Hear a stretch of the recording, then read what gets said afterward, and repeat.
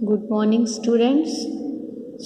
We are learning chapter electric current and its effects. And under this chapter, today we will learn about a safety device that is called electric fuse. तो ये safety device जो है किससे safety देगा हमें? Electric current से। और किस तरह से देगा ये हम इसमें देखेंगे। तो कहता कि what happen if a large amount of electric current passes through an appliance. अगर हमारे अप्लायंस में से बहुत ज़्यादा अमाउंट में इलेक्ट्रिक करंट जो है पास हो तो क्या होगा? तो पहला इफ़ेक्ट क्या है, ये जो वायर्स हैं वो ओवर हीट हो जाएंगी। और जब वायर जब हमारा ओवर हीट होंगी तो अप्लायंस जो है उसके साथ जो लगे हुए वो क्या होगा? डैमेज हो जाएगा। तो इसका मतलब जो हमारा ये फ्यूज़ है ये किस प्रिंसिपल पे वर्क करेगा? Heating effect of electric current पे ही बेस करेगा।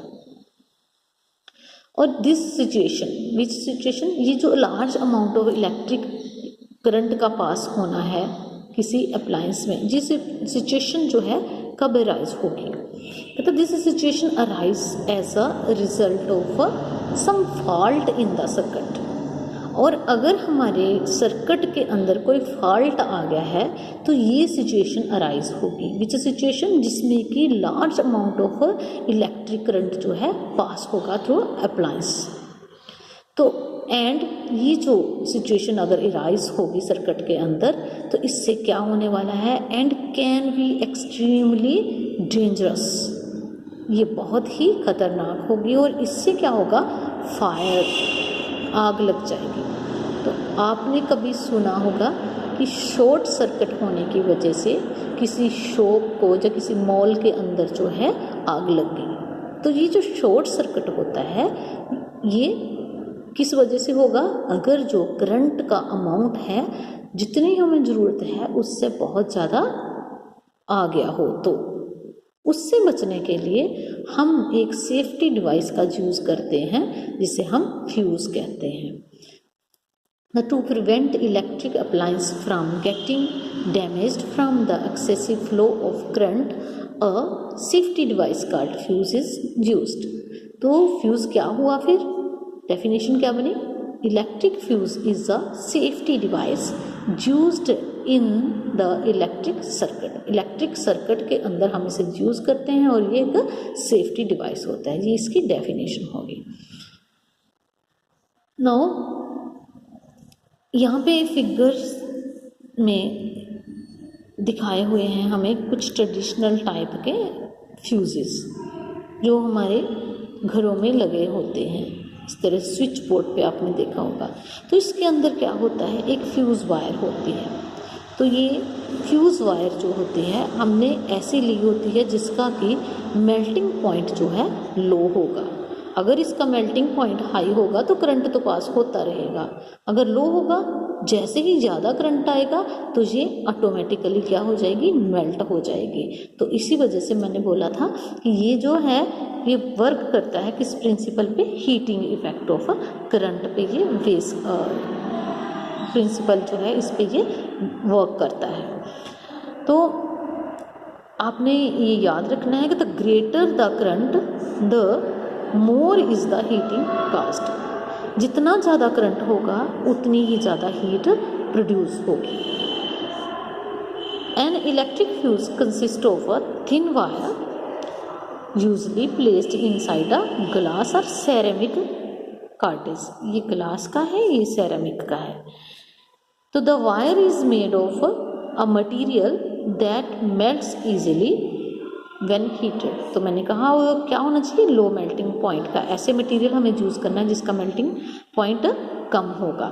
तो it is designed such that only a certain amount of current, मतलब जितना सेफ है, can flow through it if the current exceed. अगर जो है करंट एक्सीड हो जाएगा, बढ़ जाएगा किस दिस अमाउंट, जितना इसे चाहिए उससे अगर ये ज़्यादा हो जाएगा, the heating in the wire causes it to melt. अब जो हीट है वो क्या करेगी? इसे मेल्ट करवा देगी।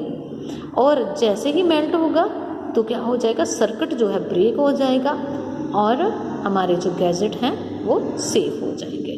तो आजकल जो है ये ट्रेडिशनल की बजाय हमारे पास MCV हैं। तो MCV क्या है, here is a MCV shown. तो MCV का मतलब होता है मिनिएचर सर्किट ब्रेकर। तो ये जो मिनिएचर सर्किट ब्रेकर है ये ऑटोमेटिकली वर्क करता है। Miniature circuit breaker is an automatically operated electric switch that protect an electric circuit during an overload और शॉर्ट सर्किट। तो इसके अंदर जो है वर्क करेगा ये इलेक्ट्रोमैग्नेट के ऊपर, जो इसका प्रिंसिपल है जो हम आगे स्टडी करेंगे। दे कैन बी रीसेट, इनको हम मैनुअली और ऑटोमेटिकली। ये जो है जैसे ही करंट ज़्यादा आता है तो इसके अंदर जो है इलेक्ट्रोमैग्नेट सिस्टम जो है क्रिएट होता है और ये जो है ऑटोमेटिकली डाउन हो जाता है और ये जो है अपने आप भी रीसेट होता है। तो और हम इसे खुद भी रीसेट कर सकते हैं, बार बार जो वायर लगाने का झंझट है इसमें नहीं होता है। That's all about fuse. Now there is one related question, F1 exercise. What is a miniature circuit breaker? The answer is a miniature circuit breaker is an automatically operating electric switch that protect an electric circuit during an overload or short circuit. तो अब इतना भी sufficient है। तो अगर आप चाहो तो ये भी लिख सकते हो, they can be reset manually और automatically to restore normal operation. तो ये क्वेश्चन आप साथ में कर सकते हो। There is another related question, what is electric circuit? Electric circuit is the unbroken path through which an electric current flow. Understand? तो ये क्वेश्चन आप यहाँ से कर सकते हो। तो next related question is this one, आप आइडेंटिफाई द फॉलोइंग सिंबल। बताइए ये कौन सा सिंबल है, क्या है? ये सेल है। Positive and negative terminal is shown. आपने यहीं से करना, मैंने करवाना नहीं एक्स्ट्रा आपको बाद में। What is this? This is switch. ये स्विच कौन सी पोजीशन में है? यहाँ पे गैप दिख रहा है, तो this is called open switch. Next है कहता draw the symbol used in a circuit for a battery of 4 cells. ये ड्रॉ करना है आपने, 4 सेल की बैटरी बनानी है। ये 1 हुआ, तो इस तरह से आपने 4 टाइम बनाना है। और लैंप का सिंबल क्या है ये आपने खुद ढूंढ के बनाना है। तो ये क्वेश्चन भी हो गया। What is miniature circuit breaker?